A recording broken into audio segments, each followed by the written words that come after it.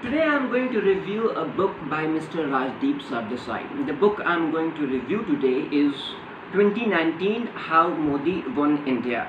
This book was published in November 2019 and it is about how Modi's juggernaut conquered almost the entire country during the general election of 2019. But before I talk about this book, I would like to talk a little about Rajdeep Sardesai's first book.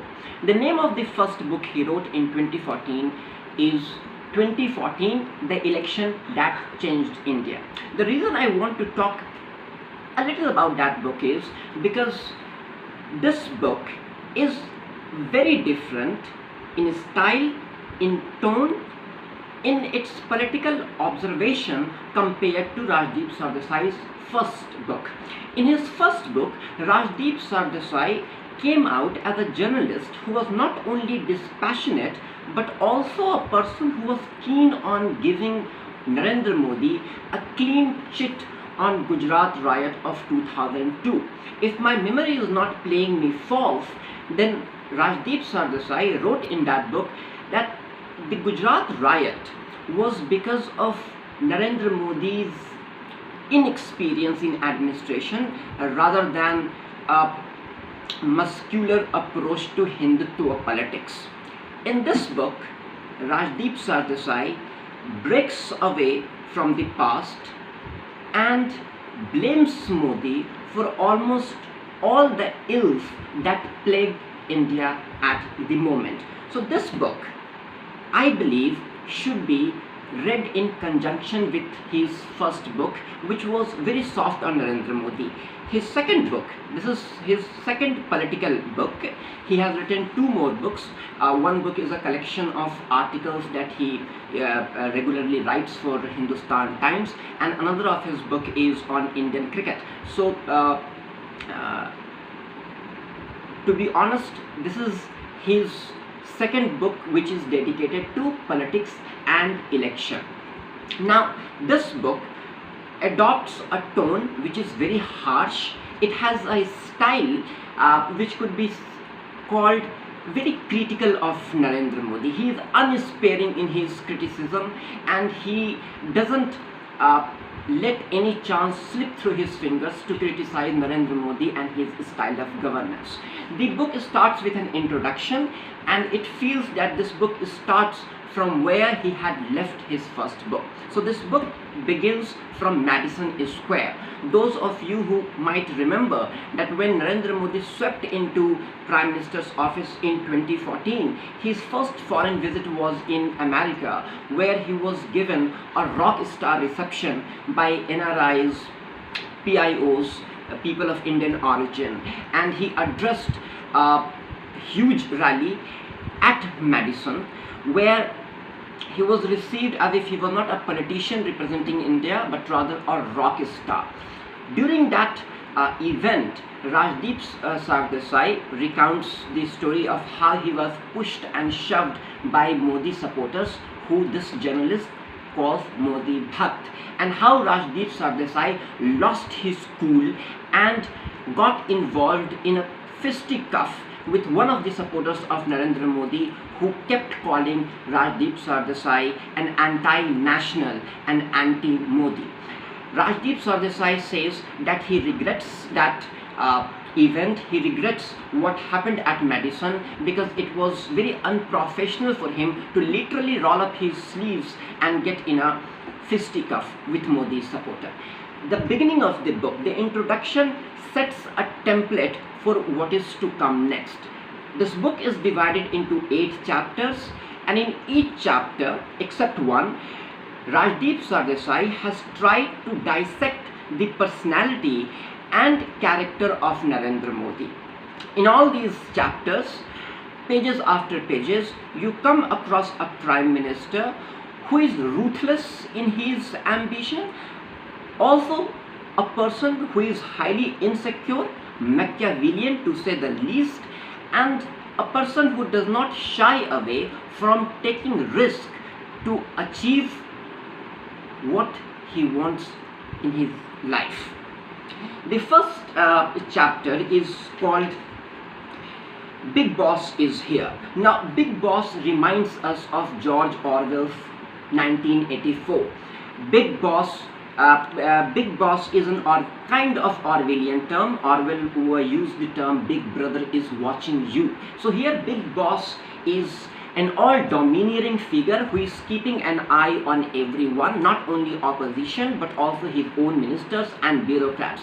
Here is a prime minister who is not willing to give any of his bureaucrats or any of his ministers any latitude in conducting their affairs the way they wish to or the way they want to. So the first thing Modi does when he comes back to power is he calls a meeting of bureaucrats and he makes it amply clear that the only thing which is expected from these bureaucrats is to report directly to Narendra Modi. In 2014, when Modi came to power, the first thing he told his bureaucrats was that you don't have to go to any minister, the buck stops at Prime Minister's office and all of you could approach me directly. It was breaking away from the past tradition completely, the breaking of all protocols. For the first time, all the ministers were being bypassed and bureaucrats were being told that you can directly report to me. So Rajdeep Sardesai picks up the story of Modi's second term from that one incident which happened in 2014 and which formed the impression in everyone's mind that Prime Minister is not going to tolerate, forget about duopoly or anything like that, he is not going to tolerate even anyone interfering in his style of governance. The first chapter paints a very bleak picture of Narendra Modi. Narendra Modi comes out as a person who is very insecure. He is continuously thinking about what people think about him, what his ministers, what his colleagues think about him. He is not willing to take any risk. He trusts his bureaucrats more than his ministers and he is unsparing.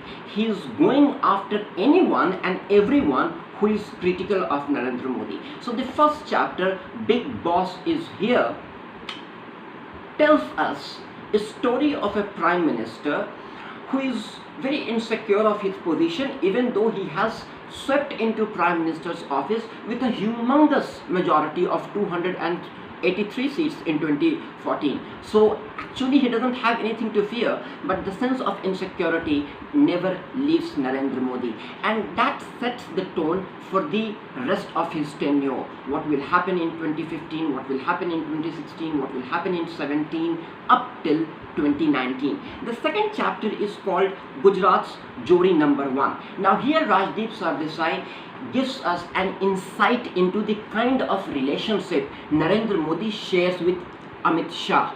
Amit Shah and Narendra Modi come out as two people, two bodies, one soul. Here is a relationship, a political relationship which stretches back to 1987.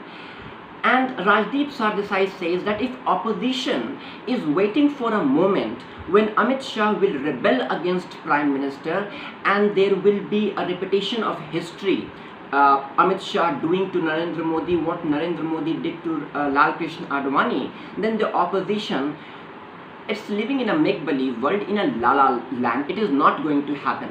Rajdeep Sardesai says very clearly, unequivocally, that Narendra Modi and Amit Shah, both of them are joined at the hip and no force can separate them.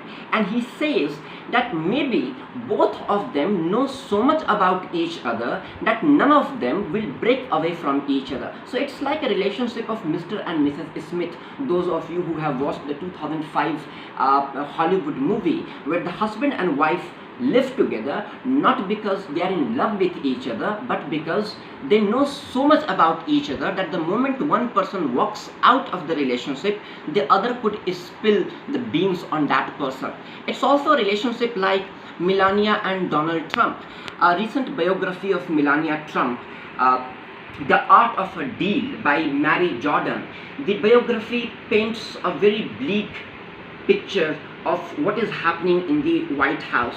Mary Jordan says that Melania Trump and Donald Trump, they don't live together, they don't share even the same bedroom, but they are sticking together probably because both of them know so much about each other that they can't afford to break away. So the relationship between Amit Shah and Narendra Modi, according to Rajdeep Sardesai, is like that. None of them, no one of them could afford to break away from them because it will invite disaster on both of them. So Rajdeep Sardesai put pace to all speculation what will happen if Amit Shah rebels against Narendra Modi and assert his leadership or tries to usurp the prime ministership. Rajdeep Sardesai says that it is not going to happen. In this chapter, Gujarat's Jodi number 1, we also get anecdotal stories about Amit Shah's character, what kind of person he is, what kind of character he has honed over last 30-35 years. There is a story which is a very disturbing story where Rajdeep Sardesai quotes one of the ex-editor of the Times of India edition, Gujarat edition, and that editor of the Times of India told Rajdeep Sardesai that during the Gujarat riot, when Gujarat riot was raging, he went to Amit Shah's office and said that, why don't you do something about this? I live in this very city, Ahmedabad, and it disturbs me. I have a family back at home. And Amit Shah asked that, on which side of the city you live? And he said that, I live in this particular side of the city, Hindu dominated city. And Amit Shah casually said that, don't fear, all the problems will be on the Muslim side of the city. And the journalist who Rajdeep Sardesai has quoted in this book, he said that he was stunned that Home Minister of Gujarat could be so casual in making such a churlish remark. There is another story about the formative year of Amit Shah. Amit Shah is fighting election, presidentship of a university. He was a student, and according to everyone, Amit Shah is about to lose the election. But Amit Shah pulls out a stunning victory. So what does he do? What does he do is, he asks the university administration for the phone number of all the girl students.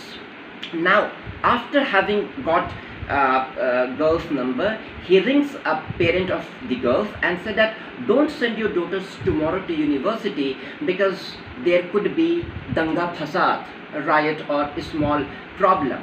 Next day, on the voting day, girls in a huge number, they don't turn up, and Amit Shah wins election with just 100 or 200 votes. So this is the kind of mind he has. He has a Machiavellian mind.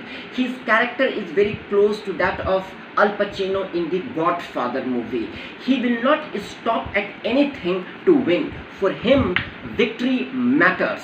It is not the process or the means that matter, but the end result.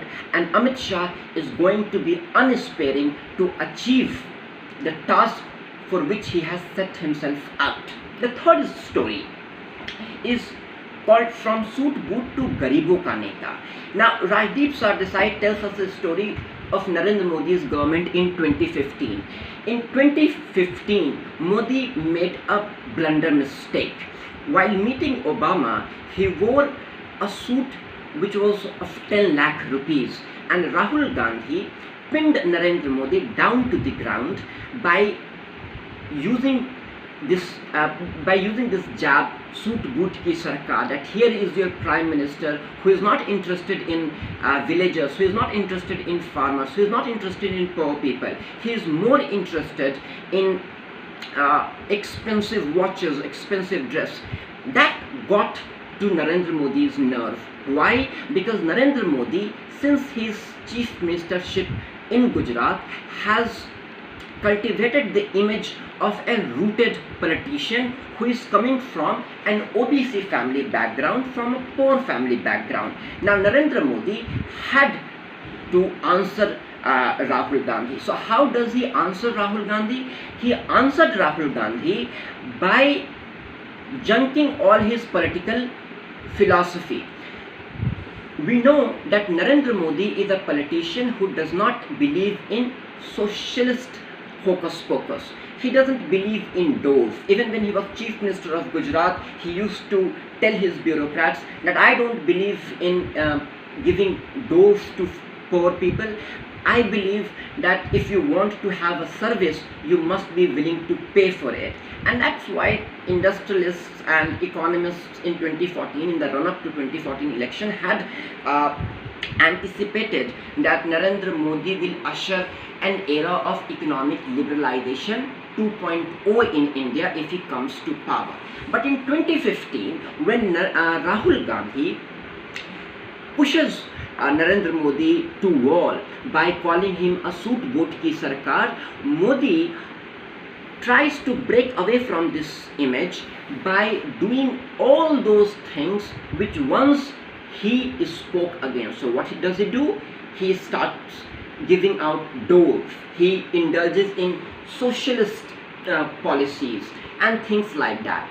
And that is the year when Modi government sharply diverted from its economic agenda and adopted the socialist agenda of the past. This is a chapter which tells us quite in detail how Narendra Modi's economic policy were derailed by just one jab of Rahul Gandhi. The fourth chapter is called The Rise of the Political Hindu. Now in this chapter you will come across the word Hindutva many times, and I have a problem with this. When somebody uses the term Hindutva so loosely and says that Hindutva is a danger to India, it makes me ask a simple question. Those who have been educated in foreign universities, Oxford and Cambridge, they always say Hindutva is bad, Hinduism is good. My question is Hindutva bad just because the suffix is a Sanskrit twa, and does Hinduism become good just because its suffix is ism? What is the difference between Hindutva and Hinduism, and what is it that provokes so much of anger, angst and disgust in our so-called intellectual circle when it comes to Hindutva, but why are they so fine with Hinduism? So in this chapter, as is expected, we are told a story of the rise of political Hindutva, but the examples given to prove his point, the examples that Rajdeep Sardesai gave to prove his point, is not convincing, at least not for me. I will give you one example. He talks about 2017 election in Uttar Pradesh, and he says that just in the aftermath of demonetization, when he went to one of the villages of Agra, he came across a farmer who belonged to Yadav community. And when Rajdeep Sardesai asked that Yadav who he will be voting for, the farmer, a Yadav, he said that I have been voting for Samajwadi Party for a very long time, but this time I will vote for Narendra Modi. And Rajdeep Sardesai, quite surprisingly, comes to conclusion that if a Yadav is voting for BJP, it means that there is a churn going on in the Hindutva politics. Hindutva politics is rising in force and is gathering strength. Now it is surprising because how could anyone come to conclusion, so dramatic a conclusion, just because a Yadav has decided to vote for BJP? And if you have problem with a Yadav coming to BJP's fold, does it mean that you support the idea of my vote bank politics? There was a time in Bihar and Gujarat when a Samajwadi Party and RJD of Lalu Prasad Yadav nurtured a vote bank called My Muslim Yadav. Muslims and Yadavs were required or supposed or expected to vote tactically to defeat a BJP. So when in Agra Rajdeep Sardesai is coming across a Yadav voter who is not willing to vote for Samajwadi Party or who is not willing to vote tactically to defeat BJP, Rajdeep Sardesai comes to a conclusion that Hindutva politics is spreading its wings, gathering in momentum, and may pose a challenge to what could be called a plural India, which was there before 2014. Not my words, but words of Rajdeep Sardesai. There are many other examples which are not convincing. One of the examples is of Yogi Adityanath, that the choosing Adityanath over other candidates was a sign of BJP asserting its Hindutva politics. The jury is still out on that. Adityanath was hoisted on the seat of Chief Ministership of Uttar Pradesh because he was a very powerful local politician representing a very powerful local satrap.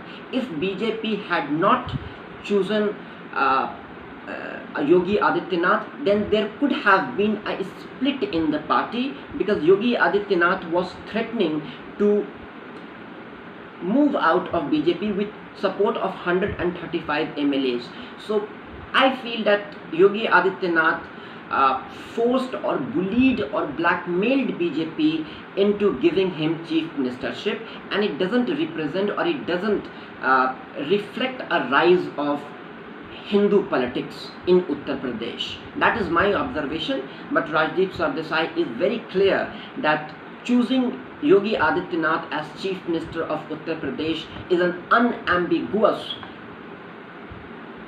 statement from the BJP that they are not going to tolerate anything less than Hindutva, rise of Hindutva. The fifth chapter is called An Enigma Called Rahul Gandhi. In this chapter, Rajdeep Sardesai has been quite scathing in his attack on Rahul Gandhi. The story that he tells us about Rahul Gandhi, all the stories that he tells us about Rahul Gandhi, we already know it. It is already in the public domain. But one story which we did not know till till I read this book, was what happened at Constitution Club in 2017. Just after GST was passed in 2017, Rahul Gandhi had called a meeting of a few of his supporters and reporters. When Rajdeep Sardesai asked that what plan does he have for future, Rahul Gandhi, rather than answering such a simple question, snapped back and said, "Where was Modi when he was 47 years old?" And Rajdeep Sardesai says that it was quite stupid to say something like that. Not exact words of Rajdeep Sardesai, I am paraphrasing him. He says it was quite stupid for Rahul Gandhi to have said something like that, because Narendra Modi is not coming from a political background, and you should not be comparing yourself to Modi, because the moment you compare yourself, you lose the battle. So you talk about your own message, you talk about your own policy. Don't look at Narendra Modi, where was he when he was 47 years old. By the way, he was a general secretary of Bharatiya Janata Party. But the fact of the matter is that he is not coming from a political background. His mother was not president of BJP, his father was not prime minister, his grandmother was not a prime minister, his great grandfather was not a prime minister. So it is quite hilarious for Rahul Gandhi to have asked such a question, but it does give us a sneak peek into Rahul Gandhi's psychology. Here is a man who is caught up in his own make-believe world. Here is a man who has created a bubble around himself. He is living in an echo chamber and he is not willing to step out of it. And we know that he hasn't learned any lesson from past, and there is no hope whatsoever left for him in future because of the way he has been conducting himself since last 6 to 7 years. Sixth chapter is called the Balakut Effect. Bharat Mata Ki Jai. Now, this chapter, to my mind, is factually incorrect. Rajdeep Sardesai says that 2019 general election would have been a very tight contest if Narendra Modi had not conducted surgical strike 2.0. If Balakut had not happened, then Modi would have found himself on a sticky wicket, and election could have gone either way. But we know from all the data that we have that Balakut had minimal effect on voters' psychology. Voters were not swayed toward BJP just because of Balakut. Report after report, data after data compiled by CSDS has made it amply clear that Balakut had very less effect. One more thing, BJP came back to power with an enhanced majority of almost 20 seats. In 2014 they had won 283 seats. This time they won 303 seats. You can't enhance your majority by 20 seats just by conducting surgical strike. If this was true, then in 2004 BJP would have swept the election because they had conducted an Operation Prakram, and Pakistan was quite spooked about what was happening on the border. BJP had won Kargil. So to say that it was Balakut which swung the election in favor of Modi is not simple but rather simplistic. It misses the wood for few trees. Which are the few trees? Balakut, coercive diplomacy, and host of other issues. BJP won 2019 because opposition did not have a coherent message for the electorate. Opposition was caught up in their own thoughts, and they thought that their policies, which they never talked about, was the best. So Congress came out with a scheme like Nyay, but was not able to make people aware of what Nyay stood for. The entire opposition parties, it was a very divided camp. Nobody was speaking in the same tone, nobody was speaking in the same language, and they refused to learn from 2017 UK's election.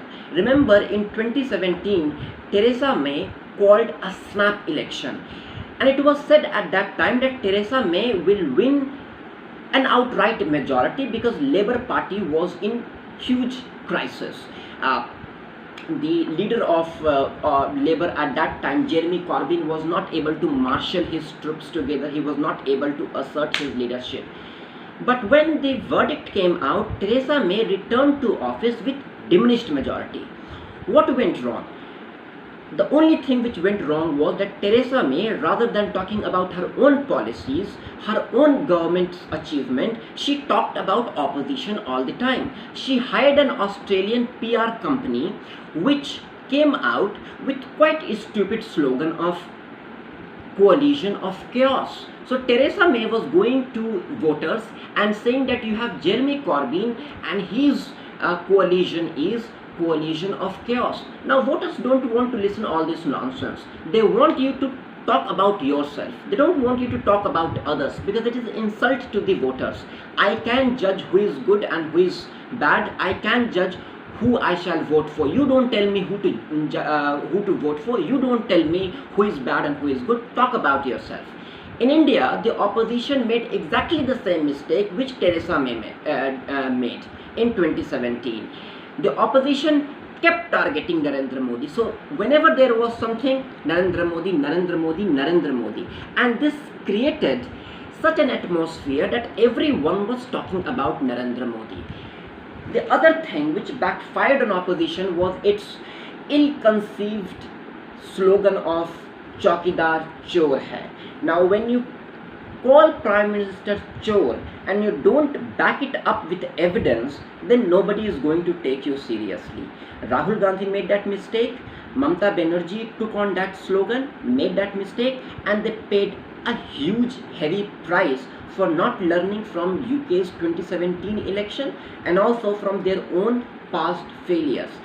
But what does Rajdeep Sardesai do in this chapter? He says, well, Modi won because of Balakut. That is not simple but very simplistic understanding of what happened in 2019, and I will say it is not only simplistic, it is also puerile, childish. it betrays your lack of knowledge about Indian politics and Hindi heartland politics. So that is something which I am not willing to accept. The 7th chapter is called Prime Time Prime Minister. Now the very name gives the very name of this chapter tells you that what Rajdeep Sardesai talks about. Of course, our Prime Minister is a politician who loves screen time. He could do anything to be on television. He will do anything to be in the news. In 2015, one of his ex-colleague, Arun Shori, said that this government doesn't do anything other than putting a spin under a news item. They are too concerned about managing headlines than economy, and he said that this government is nothing more but Congress plus cow with a better management of news, nothing else. So yes, our Prime Minister is obsessed about messaging. He loves to be on television. Rajdeep Sardesai also talks about it, that how Narendra Modi is obsessed with Twitter, how he is obsessed with social media, how he keeps asking people that who is posting what on Twitter. He keeps a close eye on his bureaucrats, and his ministers are encouraged to have social media an account, and those who do not have, they are ticked off or they are asked to have an account as soon as possible. So Prime Time Prime Minister tells you a story about a Prime Minister, our politician, our Prime Minister Narendra Modi, whose only desire, it seems, is to be in the news. So he comes out as a narcissist person, and it will not be wrong to say that yes, Narendra Modi is narcissist. Narendra Modi loves attention. He is not only attention seeker, but he is also in certain ways quite obsessed about what people think about him. So he has a flaw in his personality. He has many flaws, but this flaw is the biggest flaw in his character. The 8th chapter and the last chapter is Modi Hai To Mumkin Hai, where Rajdeep Sardesai talks about how an atmosphere was created that all difficult tasks could be achieved only by Modi. If Modi was not able to deliver on his promise of 2014, we were told that forget about those promises which we did not honor. Think about what we will do in future, and those promises which we have not fulfilled, we will fulfill it, because only we are capable of fulfilling it. So Modi hai to mumkin hai. Don't question Modi, don't question Narendra Modi's government. Have a blind faith in him and let him come back to power again without questioning his intention, because he has made it amply clear that galtiyan ho sakti hain, but my intentions are always pure. So don't question this Prime Minister. He will deliver all the things that he has promised, and only this politician, only this man, Narendra Modi, is an answer to all the problems that plague India. This is what Rajdeep Sardesai says. So where does Rajdeep Sardesai go wrong in his assessment of this government? I won't go in detail about what the data that he has given or the flawed argument that he has put forward in this book. I will just say just one or two things. Rajdeep Sardesai, when he was writing this book, it felt that he was out to take revenge. His first book, 2014, The Election That Changed India, as I said earlier, was very soft in its tone. Rajdeep Sardesai was not even willing to put the blame of 2002 riot on Modi. He kept saying that it was because of inexperience in administration, Modi made certain mistakes which could have been avoided. That book ended on a very positive note, that Narendra Modi had earned this 283 seats and he deserves to rest. Rajdeep Sardesai in his first book, at the end of the book, had written that when I gave him call after the results were out, I was told by one of his secretaries that Sahab so rahe hain, Sahab is sleeping, and Rajdeep Sardesai said that that sleep was well deserved. But there was a message in that book. The message was that Rajdeep Sardesai, he was trying to, if not ingratiate himself with the new power in New Delhi, at least he was trying to register himself in the good book of Modi so that he could have access to power. In this book, Rajdeep Sardesai has abandoned the hope of having access to Modi's government, and this book, it feels many a times, not once, not twice, but more than 10 times, it feels that it is Rajdeep Sardesai's revenge on Modi's indifference towards him. So this book is very harsh in its tone. Sometimes it even contradicts itself. I will give you one example. Rajdeep Sardesai talks about Narendra Modi's intolerance toward other people, and he tells us a story from Gujarat. He says that when Modi became Chief Minister of Gujarat, he didn't even have power to decide who will be his ministers. Hareen Pandya was one of the ministers who was very critical of Narendra Modi. Hareen Pandya was killed. Now in this book, Rajdeep Sardesai says in the beginning that Narendra Modi did not have even the power to decide who will be minister in his cabinet. But then in the very next paragraph he says that Hareen Pandya, who was a minister, a vocal critic of Narendra Modi, was denied a ticket by Narendra Modi. It is a contradiction of a sort. A man who can't decide who will be minister in his cabinet, how he could have denied a ticket to a sitting minister who he didn't choose at the first place. So there are contradictions like this in this book, but nevertheless it is an average book. I'm not willing to call it good book, because once you read it you find that there are so many flaws. You can't turn a blind eye to those flaws. Rajdeep Sardesai doesn't come out as a dispassionate journalist, which is very important for anyone, for any journalist, by the way.